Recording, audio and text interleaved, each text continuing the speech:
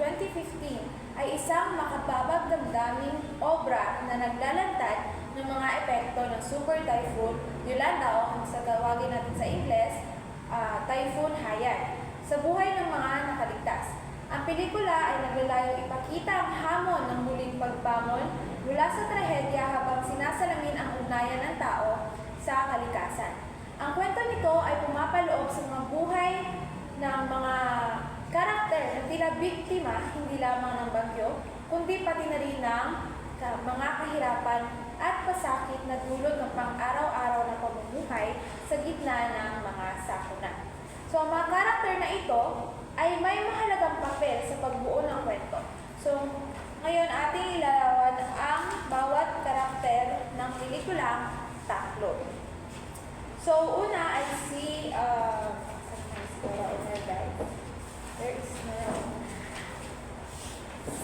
Nora Aunor bilang Bebet. Okay. Si Bebet ay isang inang nakaranas ng matinding pagsubok matapos ang isang malupit na kalamidad.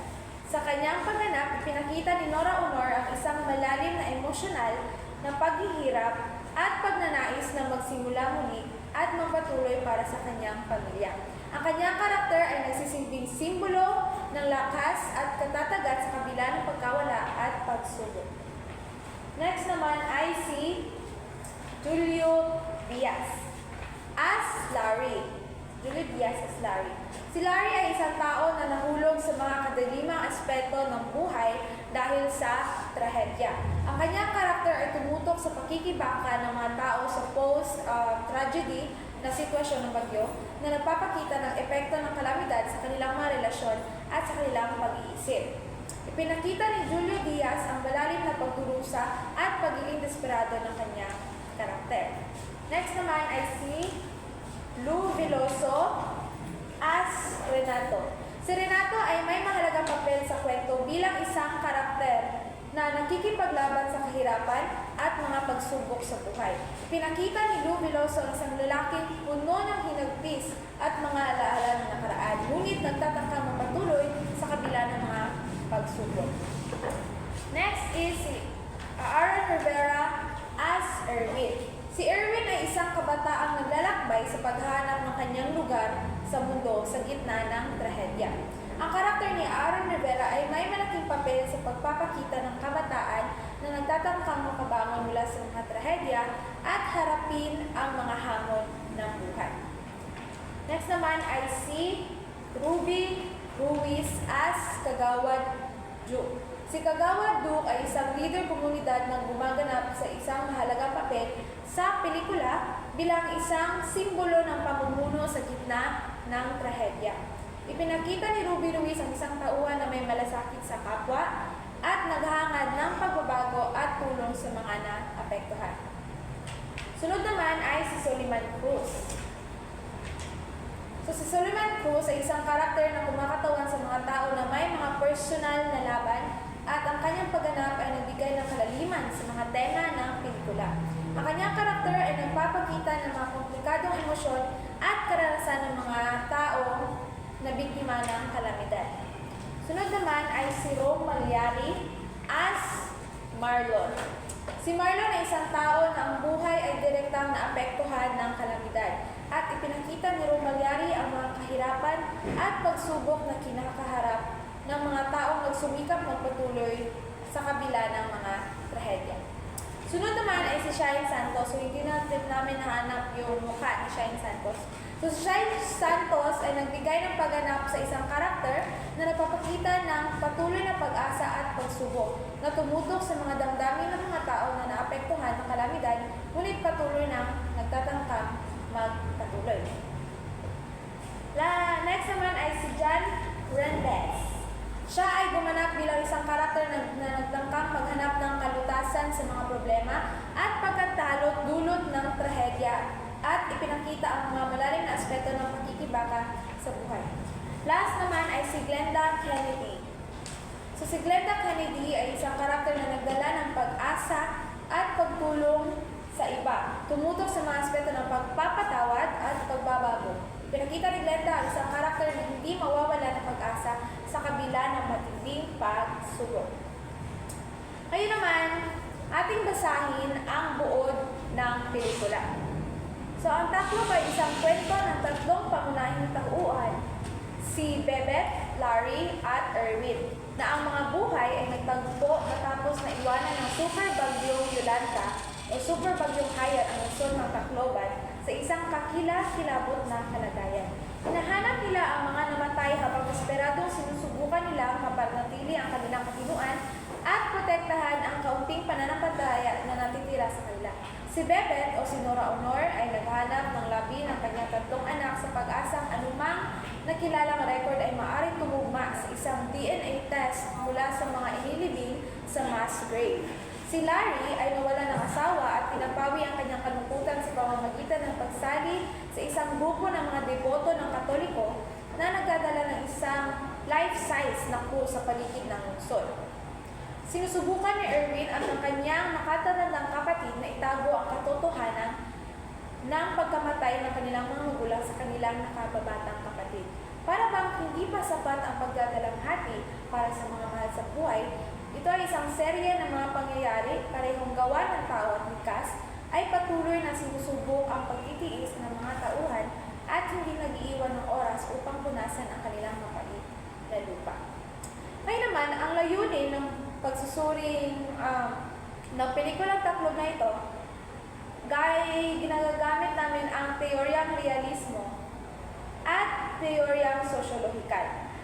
Teoryang realismo dahil ang Taclob ay naglalarawan siya ng mga totoong karanasan ng mga tao sa Tacloban matapos ang pangyayari ng Bagyong Yolanda. Makikita sa pelikula ang hirap, pagdadalamhati at pakikibaka ng mga biktima ng kalamidad. Ang kanilang mga kwento ay hango sa tunay na buhay at ang kasiningan ng pelikula ay nakatuon sa pagiging makatotohanan ng mga sitwasyon. So meron din ibang side characters na sila talaga yung totoong nasalanta ng bagyo. So nasali din sila sa pelikula. Teorya sosyolohikal, pinapakita rin ng pelikula ang kalagayan at suliranin ng lipunan tulad ng kahirapan, trahedya at kawalan ng sapat tulong mula sa gobyerno. So ang Taclob ay nagpapahayag ng mga isyong panlipunan na kinakaharap ng mga biktima ng kalamidad at kung paano sila nakikipaglaban upang makabangon.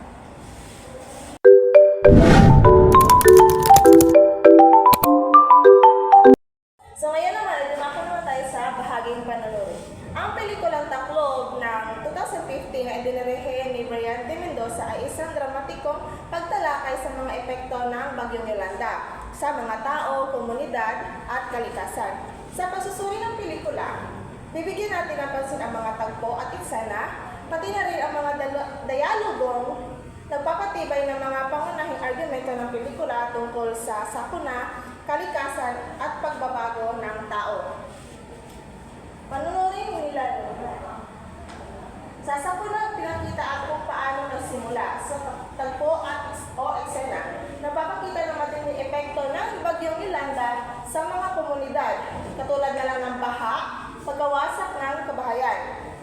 Sa ang pelikula ay nagpapakita ng mga araw na pagsisimula at pagkatapos ng Bagyong Yolanda, na isa sa pinakamalakas na bagyo na tumama sa Pilipinas. Sa mga eksena ng pelikula, makikita ang masidhing pagsalanta ng kalikasan sa mga buhay ng mga tao, pati na rin ang pagkawasak ng mga kabahayan, mga infrastruktura, ari-arian at kabuhayan.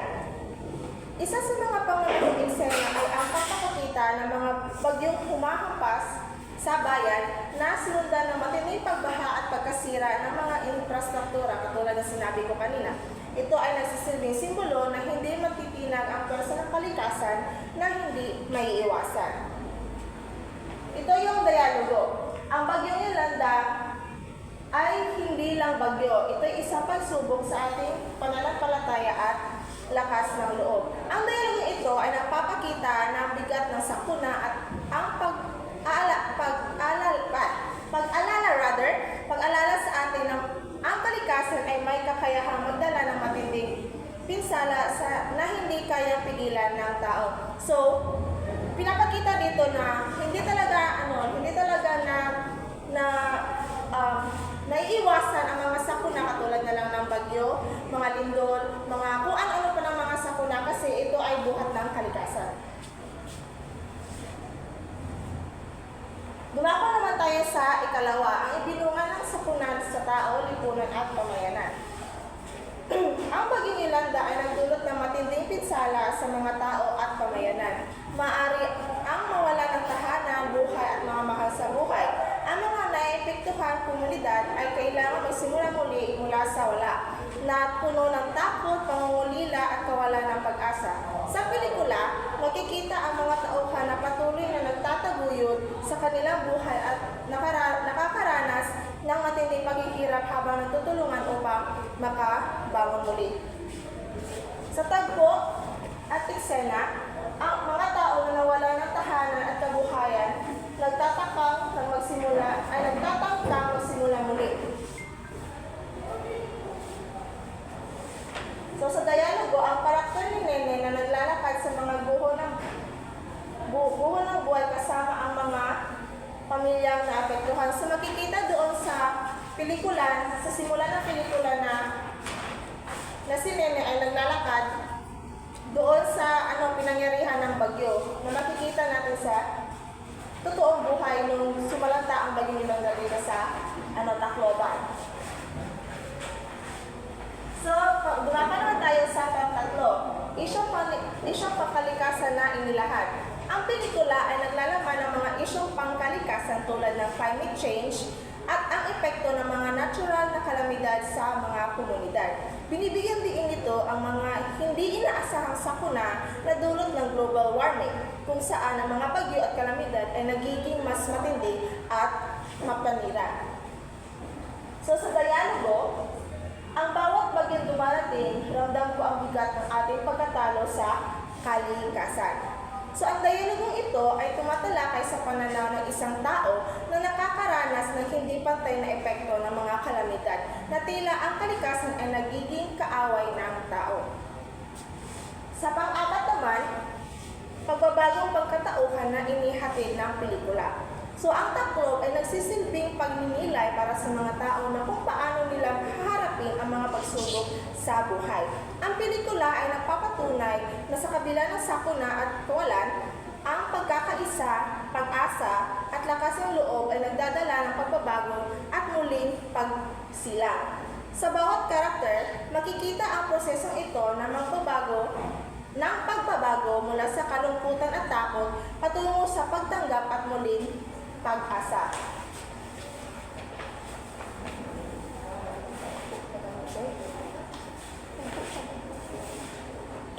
Sa tagpo at eksena. Sa isang eksena, makikita na ang isang pamilya ay napapatawad sa isa't isa na naging simbolo ng mga magbagong simula at pagbangon mula sa ating pagsubok. Ang pagpapatawad at pagkakaisa ay nagsilbing hakbang tungo sa paglago at paghilom. So, makakalma tayo sa panglima na pagtalakay sa banta ng panganib at paano maiwasan o masolusyonan. Sa huli, ang pelikula ay nagpapakita ng mga aral na maaari natin matutunan mula sa mga komunidad tulad ng kahalagahan ng pagiging handa sa mga sakuna tulad ng kahalagahan ng pagiging handa sa mga at ang responsibilidad ng bawat isa sa pangangalaga ng kalikasan. Ang pelikula ay nagsisilbing babala na ang mga natural na kalamidad ay hindi kayang pigilan. Ngunit ang pagiging handa ay may malasakit sa kalikasan ay nakakatulong upang mapababa ang panganib. Sa dialogo, dapat tayo maghanda. Hindi tayo maaaring maging kampante sa bawat araw na dumaan. Ang kalikasan ay hindi biro. So dapat tayo maghanda. Hindi tayo maaaring maging kampante sa bawat araw na dumaraan. Sa dialogong ito, binibigyan ng diin ang pangangailangan ng pag-iingat at paghahanda upang mapabuti ang kahandaan ng komunidad laban sa mga sakuna. Ito naman ang mensahe ng ating pelikulang Tacloban. Ang pelikula ay nagsisilbing babala at aral ukol sa kahalagahan ng pagiging handa sa mga kalamidad at ang papel ng bawat isa sa pangangalaga ng kalikasan. Sa pagbabago ng tao, pagkakaisa at lakas ng loob sa kabila ng matinding pagsubok. At yun lang po.